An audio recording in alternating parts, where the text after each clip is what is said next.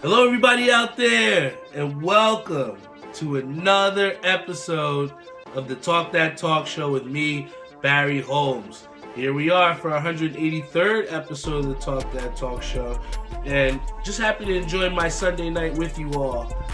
It's been a great week so far. I'm ready to get jump started into this next week, but the culmination of my week is always complete once I come through and give you guys an episode of the Talk That Talk Show. So I feel very blessed to continue to provide an opportunity for myself to express myself, on this platform. And I'm just thankful to have, people out there that, even on episode 183, continue to rock out with me. Still fighting a little bit of a sickness here. I'm not one for, medicine or anything like that, but the sinuses have been atrocious. I feel so congested and, have a little bit of the shivers, but, we just thug it out, man.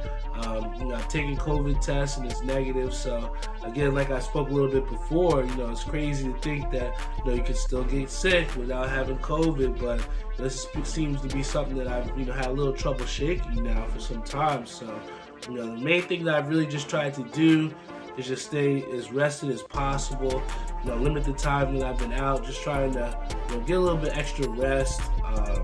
And then on top of that, just trying to stay hydrated too, man. I think part of the reason why some of the things go awry for us is because we forget the basics that our body needs, man. So I've just been trying to hydrate, get rest and get some of that energy back, because with the weeks coming up, especially with the importance of certain holidays, and then on top of that, just heading into the Christmas stretch of bowling, you want to end on the right note going into the next year. So my health has been something that I've been plagued with for the last week or so, and it's been something that I've been able to rally around in a way. But there are times like today where I just feel like I had nothing left in the tank. But it's just important to still go out there and handle your responsibilities, right? Because Jordan in that flu game, he didn't say, "Oh man, I can't play." Nah, he just went out there and dropped shit, man. He dropped his game of his life, man. So that's why I thought it was so important to continue to come here with you all and share my thoughts on the Talk That Talk Show. Big shout out to Tyree Holmes on the Facebook live stream, Marcus on our Instagram live stream, Josh Heems on our Instagram live stream. Before I get started with the show, I want to give a big shout out to my boy Ronnie Lordi. Big shout out to him. He released his Amazon special not too long ago, and part of the thing that I had said, and I told this to Doc, was that I wanted to, as a friend, being that I've lost a good amount of friends over this past year. Passed away. Rest in peace, Andrew. Rest in peace, Kodos.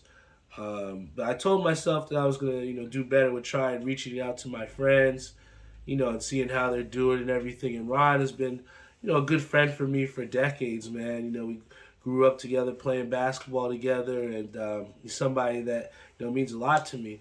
And I've seen his progression from when we would when I would cover Knicks games, and right after the Knicks games, I would take the train up to his house uptown. And we'd party till we couldn't stand up anymore, and it was some fun times, man. But through grinding and through the process of trying to advance, it becomes hard at times to link up with certain people, and it's not for a reason that I don't fuck with Ronnie. It's not that we don't have time for each other. It's just a matter of, when you're grinding, sometimes those schedules don't coincide. So in that factor, I really, just wanted to make it a point to, reach out to him. Because when I saw that he had this, Netflix special or, Amazon special he was releasing, back when we would go to his apartment, he always would have this big whiteboard, right? It was like a whiteboard. But it had just a bunch of scattered thoughts, and it literally meant nothing to me. But he's one of the first people that, kind of really told me, he's like, you got to start writing down your thoughts, and it'll help you to formulate your next moves.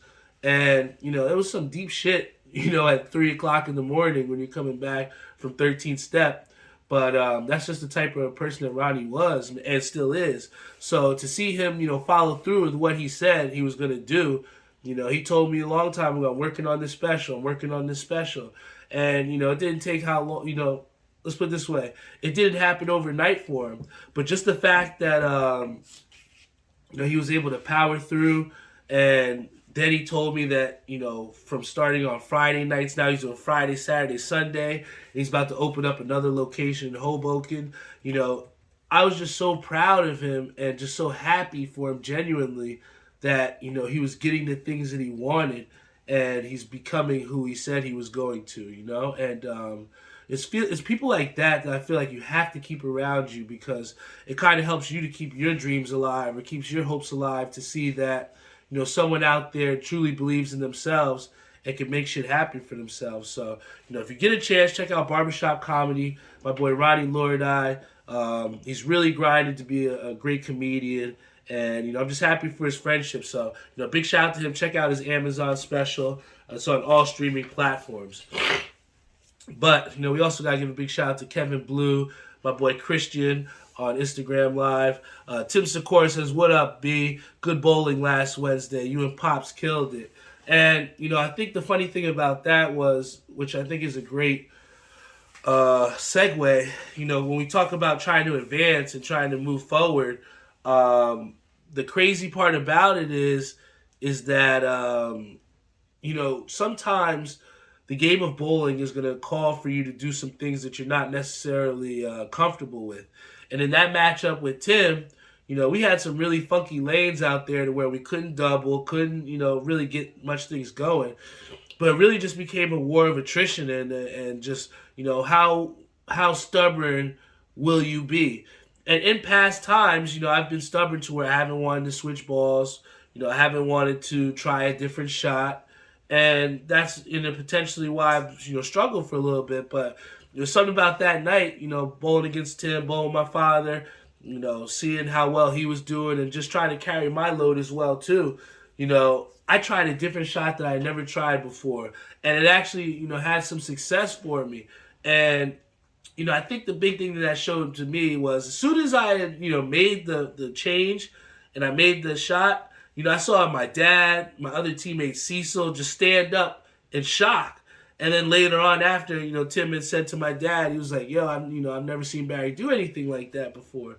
So it's just proof that once you kind of step out of that comfort zone, there's no telling what you can do because, for, 2 games, I was in the shitter, man. I couldn't even hit my fucking average. And, it's a tough thing to do when you have a team that's trying to compete. But, to have the faith, that my dad had in me and then the faith within myself to make an adjustment to shoot a shot I've never done, it kind of just gives me that validation that, I am starting to head in the right direction as a bowler. I'm by no means perfect. I'm no means like the best bowler in the world, but I pride myself on just trying to get better with every set, man. And people like Tim that reach out to me and give me words of positivity and then also push me in competition. Those are the people that I really like to bowl against and bowl with. He says got that re-rate coming this week though. Yeah, I bowl like crap, so my average is going to be going down a little bit. But one thing that you guys know about me, I'm a huge Knicks fan. I'm a diehard Knicks fan. I wanted to go to the Celtics game when I was out in Boston, but the tickets were a little expensive, and I was like, I can't really see myself spending that money for a team that I don't even like. And then shout out to my boy Say, he was like, well, you haven't even seen your Knicks yet. So me and Doc, we looked at some dates, and instead of just putting it off and trying to wait to see if things got cheaper, we saw something that we were comfortable with. And we got them. So, we wound up getting 2 tickets. First one, we're going to see the Knicks versus Grizzlies on Sunday. It's going to be a dope game. Hopefully, John Morant puts on a great performance. And then also, we're going to go see the Knicks play in Brooklyn in January because, Jeff's been talking all this shit about the Nets. The Knicks can't beat the Nets. Well, I want to be there firsthand to see when they finally do beat them for the first time in about 2 years. But I think that on this road trip, we've seen a lot from the Knicks, both good and bad. But, we got to just stick with the facts in that, this is a 2-2 ball club on the road. They toughed and thugged out a big game against the Nuggets, one that they came back, And then also one against the Jazz, which I thought was a character win for them because, we really saw Julius Randle step up and really be like that motivational, emotional leader. Seeing him dive on the ground and then, hook up Jalen Brunson for the transition dunk to put us up. I think that kind of made a statement that, Julius Randle was willing to sell out for this team and kind of show those glimpses of what he did 2 years ago. So, I think that those first two games had us really hyped, thinking that we're going to go out and really take maybe 4 or 5 games in this road trip.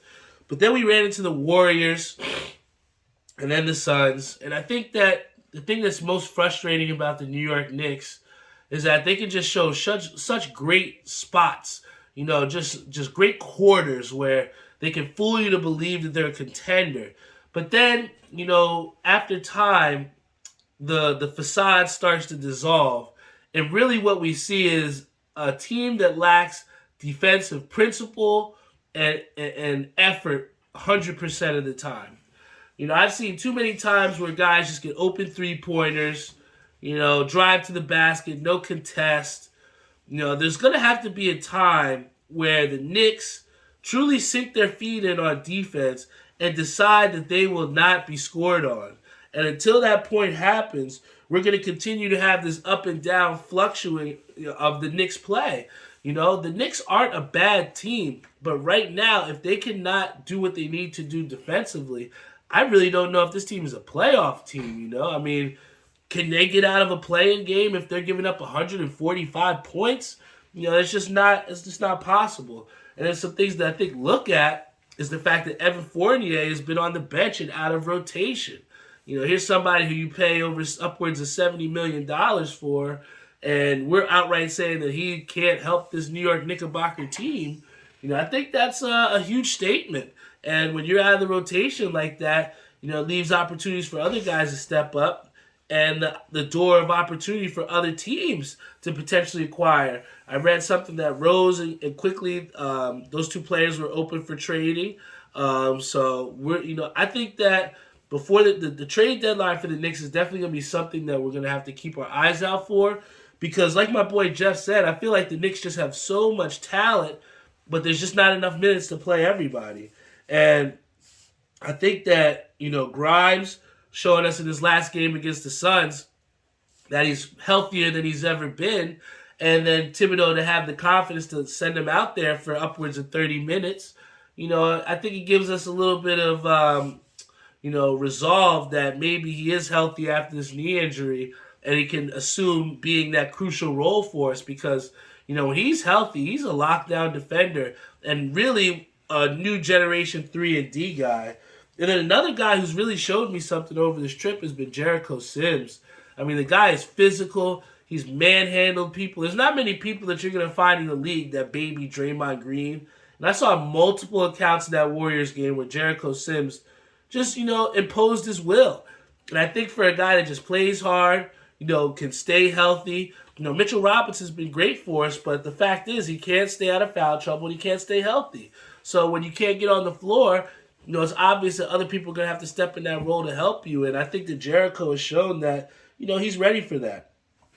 But, aside from the Knicks, there's a lot of things to be thankful for. We have Thanksgiving coming up this Thursday. Even in my death, I wasn't feeling my best. But, my girlfriend had asked me to come with her and her family to a wolf reserve. I joked around with her. I said, this is what happens when you have a white girlfriend. You got to do things like this, right? But it was pretty funny because it was 14 degrees of cold weather. We're out there. And, I think that ultimately us freezing out there in the cold, it was definitely tough. You seen her mom at times didn't want to, come out the bus. But, I think when we finally got out there and got onto the reservation, it was really cool to see wolves in person, man. I mean, I can't really tell you that I've ever seen a wolf before. I can't say I've ever wanted to see a wolf before. But it's those things of, like, stepping out of our comfort zone to, find something else and learn something different. That is what I am thankful for Doc G for, because there are plenty of things that in my right mind I might not ever do. But when you're looking to someone in a relationship, you're looking for someone to push you and to have you try different things and step out of your comfort zone. And that's something that Doc has done for me. So, I thank you so much for her. She's been a great impact as far as, getting me to where I need to be. And also, not only her, but, my family in general has been a great support system to me. My father, each and every, time for the show, he helped set up the stage. He's been a great bowling friend, companion, teammate, mentor. Just someone that has positively impacted my life, and, to my mom, the person who I get, my strength from, someone that, is not afraid to speak her mind and be who she is. It's just a combination of all those things that make me who I am. And then thankful for my brother, who continues to show leadership and, live life the right way and, empower me and inspire me to be the best version of myself. And then, thankful for my sister for, constantly inviting me over and, to hang out and, to share time together. I had an awesome time at a Friendsgiving yesterday. And then to see all the other friends as well, too. I got a lot of people in my life. I could go on and on with the names for people that, have had a positive impact on me. And I feel like, at times like this during Thanksgiving, we're definitely caught up in, the food, getting the days off, obviously the Thanksgiving football games.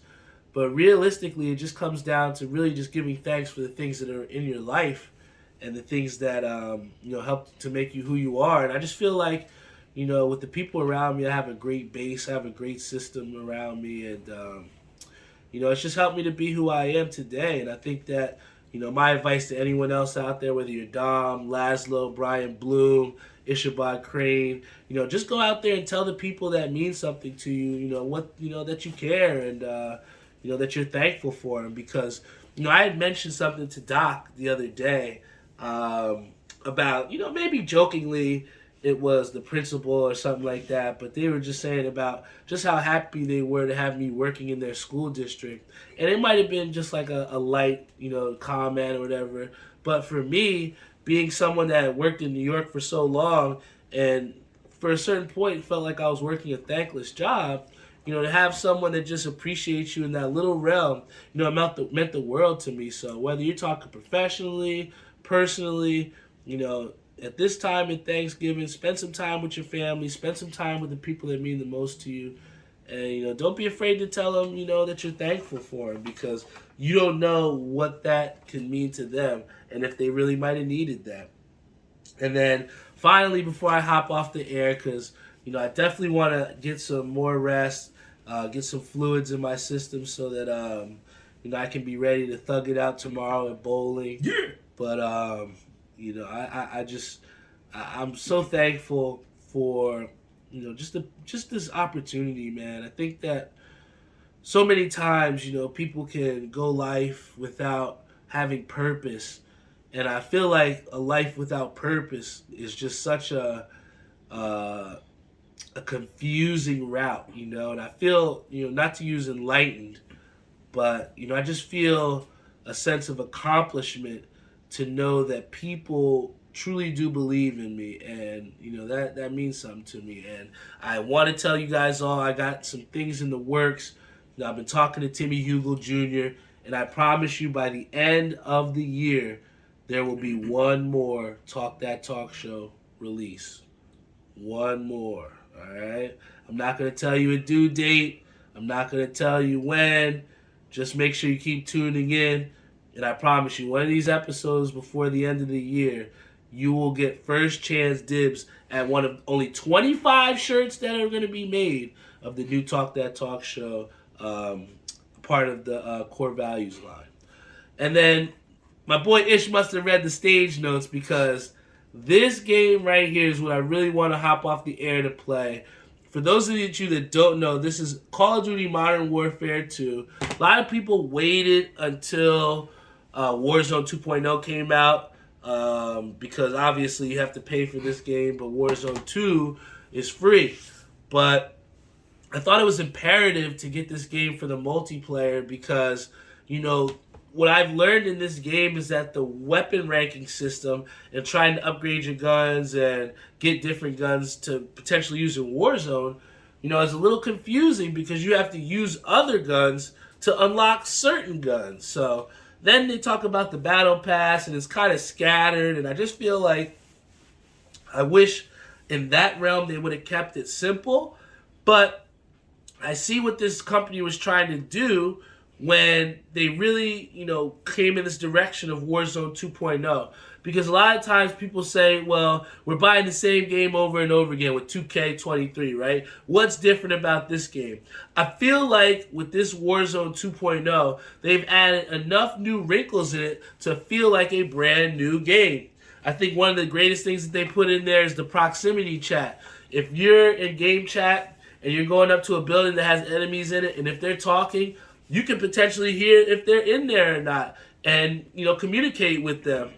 And I think that it adds for some great depth to the game and some quirky interactions. I also like the fact that there's a new gulag in there. They have a 2v2 in the gulag to potentially come back after you die, or you all can work together to try and kill the juggernaut, which I think is pretty awesome, man. There's a lot of nuances in the game. One of the other things I saw, they have like a portable revive gun. You can shoot somebody from far and it'll revive them. So there are enough nuances in the game itself that should add for this game to be a must-play, man. So, big shout out to those people that are playing Modern Warfare 2. I'm definitely going to hop on the air. I'm going to hop on the Xbox tonight. But I'm just excited to get off the air here. Watch a good Chiefs game as well too. Hopefully I can stay awake. But Chiefs have got a big game against the Chargers tonight, and I think that with the Chargers catching a little bit of steam, I think that people are starting to try and hop on that bandwagon that they can stop our train from going along. But I think Patrick Mahomes, time in and time out, has proven that he's an amazing leader, an even better quarterback. And when we have him healthy and suited up, it's going to be hard to beat our team. And I know divisional games aren't easy. I know the Chargers have beaten us in recent history, but this is a new year, and I think that this Chiefs team is super confident and ready to go out there and get a dub. So thank you everybody for tuning in on Instagram, Facebook Live. You can check us out on Google Podcasts, Apple Podcasts, iHeartRadio, Stitcher, you name it, and we're on it, man. I didn't want to make this too lengthy of an episode because I really just wanted to focus on really highlighting those people within my life that have had a positive impact on me.